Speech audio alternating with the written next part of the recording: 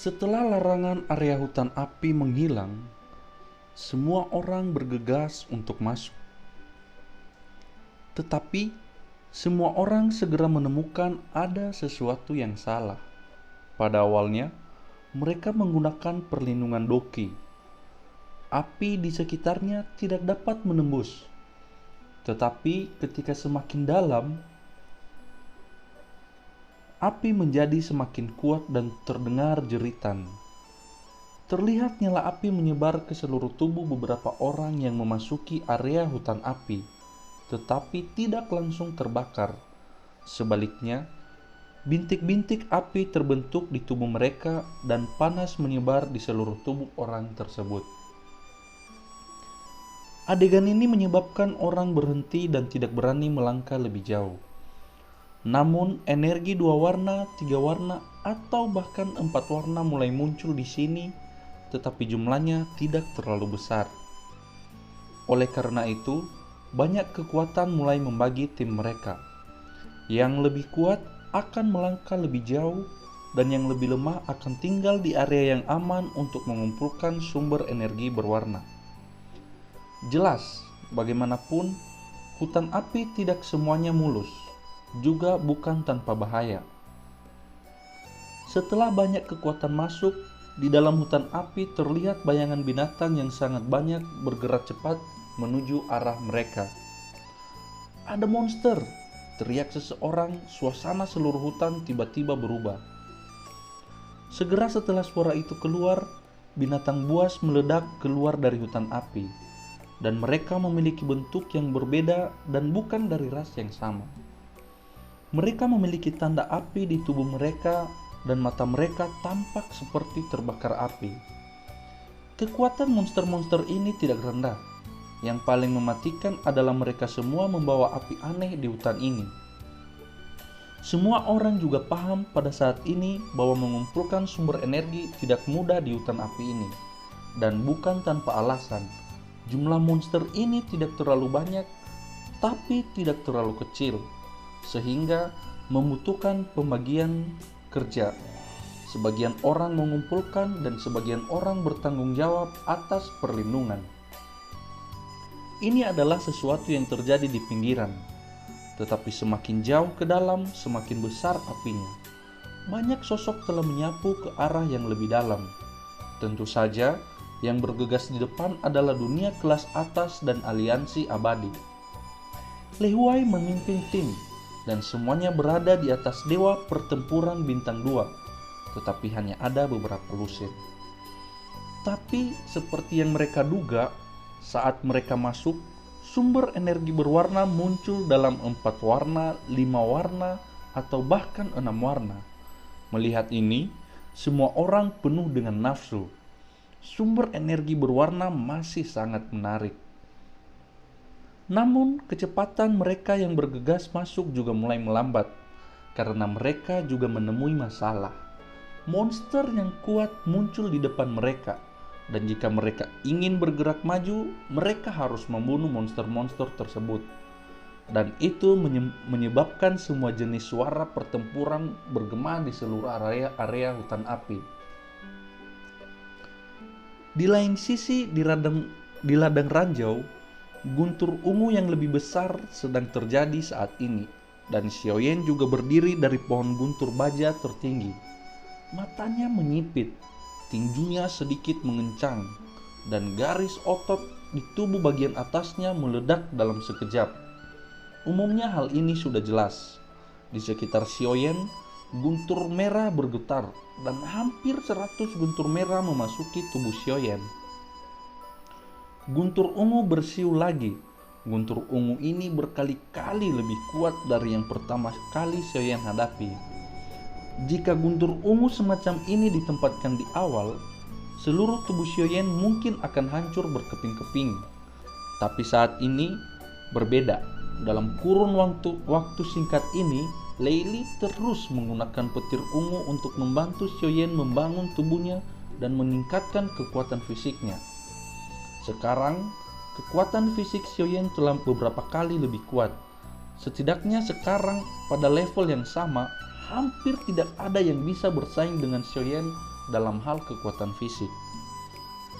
Ini karena kekuatan fisik Xiaoyan saat ini didapatkan dengan metode penghancuran tubuh yang berulang-ulang kali, dan itu dicapai dengan cara yang tidak berani digunakan oleh banyak orang.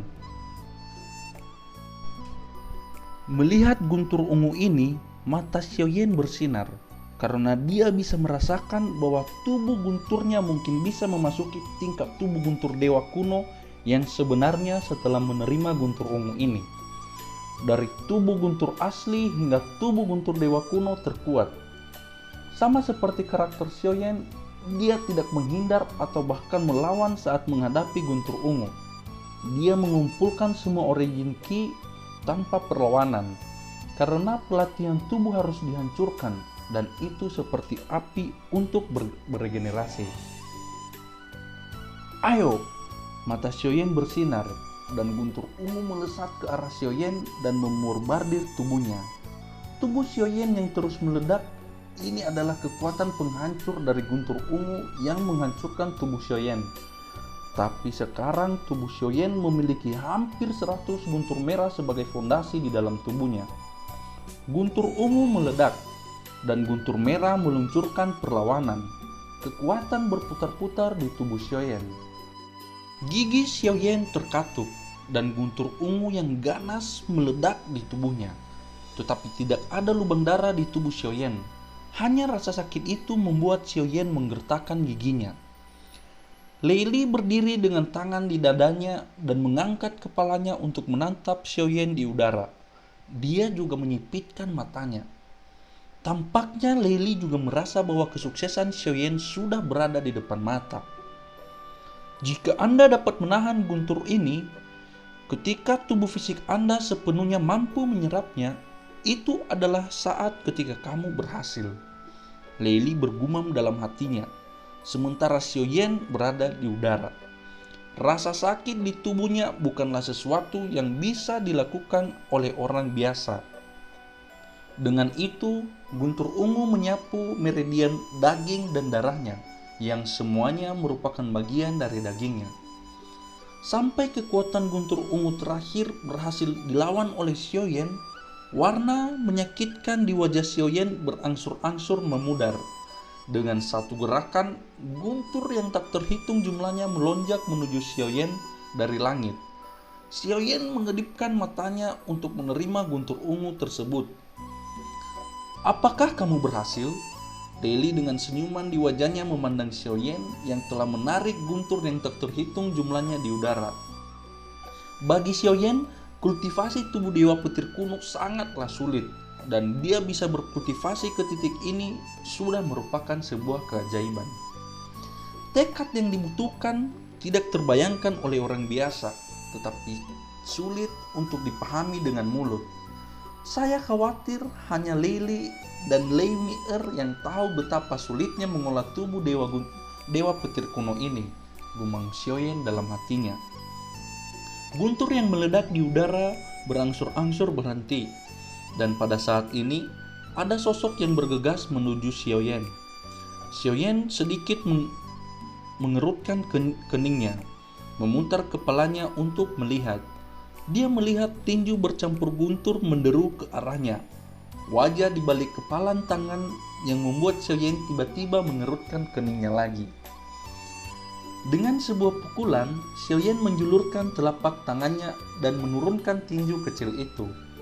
Tinju itu adalah guntur yang meledak-ledak. Bagi Xiaoyan yang sudah menjadi master tubuh guntur dewa kuno, itu hanyalah serangan sepele. Apa kau juga murid dari paman aneh itu? Sebuah suara kekanak-kanakan datang dari balik tinju, dan dewa guntur berwajah bayi muncul di depan Xiaoyan. Xiaoyan tersenyum dengan mendengar kata-kata itu, lalu perlahan menggelengkan kepalanya. Kamu bohong. Jika kamu bukan muridnya, bagaimana kamu bisa menjadi tubuh petir dewa kuno? Lei Mi'er terus bertanya kepada Xiaoyan. Penampilan dan pikirannya dipengaruhi oleh energi iblis, sehingga Lei Mi'er tetap tinggal di sini. Ceritanya panjang, tapi dari penampilanmu, sepertinya kamu belum berkultivasi menjadi tubuh dewa guntur, tanya Xiaoyan sambil tersenyum tipis. Saat ini wajah Leimier penuh dengan amarah. Dia meraung ke langit, kemudian guntur melanda Xiaoyan. Xiaoyan hanya berdiri diam melihat situasi ini. Dia membiarkan guntur menyerangnya. Tetapi guntur itu menghilang seketika seolah-olah tidak mengenai Xiaoyan. "Sialan, kamu seburuk paman itu." Leimier mengertakkan giginya dan guntur di sekitarnya seperti didorong olehnya. Xiaoyan tidak punya pilihan selain menoleh dan melihat Leili yang berdiri di bawah. "Leimier, bahkan dengan kekuatan guntur tiga merah Anda ingin mengalahkan tubuh guntur Dewa Kuno Agung? Apakah Anda melamun?" Leili berbicara dan Leimier menoleh untuk melihat Leili.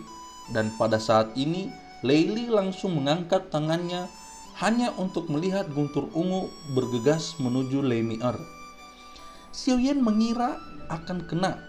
Dia melihat Leimier melepaskan diri dari Xiaoyan. Lalu dia memblokir lengannya dan membentuk sebuah perisai guntur. Guntur ungu meledak di perisai dan tidak butuh waktu lama bagi Leimier untuk menghancurkan. Namun demikian, guntur ungu masih mengguncang Leimier. Xiaoyan memandang Leimier yang telah berbalik kabur dan menghilang di dalam hutan, dengan tatapan yang agak rumit di matanya. Sekarang, keadaan fisik Leimier telah menembus ke tubuh petir yang sebenarnya, tetapi masih jauh dari tubuh Dewa Petir Dewa Abadi. Dengan suasana hatinya saat ini, sulit baginya untuk berkultivasi ke tubuh guntur Dewa Abadi dalam waktu 100 tahun. "Tuan, apakah tidak ada cara lain bagi Tuan untuk menghilangkan energi iblis di dalam tubuhnya?" Xiaoyan sedikit mengerutkan alisnya dan bertanya kepada Leili. Leili tidak optimis melihat situasi Leimier saat ini. Memang sulit bagi Leimier untuk berkultivasi latihan pembentukan tubuh Dewa Guntur Abadi dalam waktu 100 tahun. Ngomong-ngomong, bukan berarti tidak mungkin. Kamu harus mengerti kalau gas iblis itu mirip dengan gas beracun. "Mereka sebenarnya sangat takut dengan api," ucap Leili. Namun, gas beracun Leimier telah menembus jauh ke dalam tulangnya. Jika dilenyapkan dengan api, resikonya dapat berkurang jika dia telah mencapai tubuh Dewa Abadi. Lanjut Leili menggeleng. Jelas dia telah memikirkan metode lain, tetapi dibandingkan dengan metode lain saat ini, tingkat keberhasilan metode lain lebih rendah. "Tuan, jika nyala api dapat menghilangkan energi iblisnya, bukan tidak mungkin untuk mencobanya. Tentu saja api biasa tidak akan bekerja. Tetapi apakah jantung api dapat melakukannya?" Xiaoyan menatap Leili dengan serius. Dia mengingat dulu dia juga menggunakan api surgawi untuk menekan tubuh racun untuk dokter peri kecil. Hanya sesuatu yang lebih kuat yang dapat menekannya. Jantung api adalah milik asal mula dunia dan merupakan keberadaan tertinggi. Dengan kata lain, komposisi seluruh dunia terkait erat dengannya. "Mungkin itu bisa bekerja," ucap Leili kepada Xiaoyan. Adapun yang Leili katakan tentang jantung api di dalam keajaiban, Xiaoyan tidak tahu untuk saat ini. Tapi apakah Baiyan memiliki kemampuan ini? Xiaoyan juga belum mengetahuinya. Secara logika, itu adalah jantung api. Energi iblis semacam ini harus diselesaikan. "Jantung api, mungkin kamu bisa mencoba hal aneh itu. Tetapi aku juga pernah bilang bahwa itu adalah bagian dari asal mula dunia. Bagaimana bisa dengan mudah didapat? Bahkan dewa tertinggi tidak bisa mengontrol jantung api sesuka hati," ucap Leili. Saat ini, dia masih belum mengetahui bahwa Xiaoyan memiliki jantung api di dalam tubuhnya. Jelas, itu tidak mengherankan. Bagaimanapun, Leili telah melihat jantung api beberapa kali dalam hidupnya dan hanya benar-benar sedikit orang yang dapat mengendalikan jantung api. "Sebenarnya, itu tidak mustahil," gumam Xiaoyan. "Meskipun Anda mengembangkan tao api, Jantung api mungkin merupakan impian terakhir Anda, tetapi itu adalah sesuatu yang sangat mustahil untuk dikendalikan.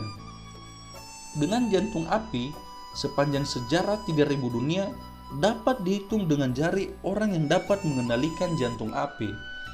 Tentu saja untukmu itu juga merupakan sesuatu yang mustahil. Dalam kenyataannya, saya belum pernah melihat siapapun dengan jantung api. Leili menggelengkan kepalanya sambil berbicara kepada Xiaoyan.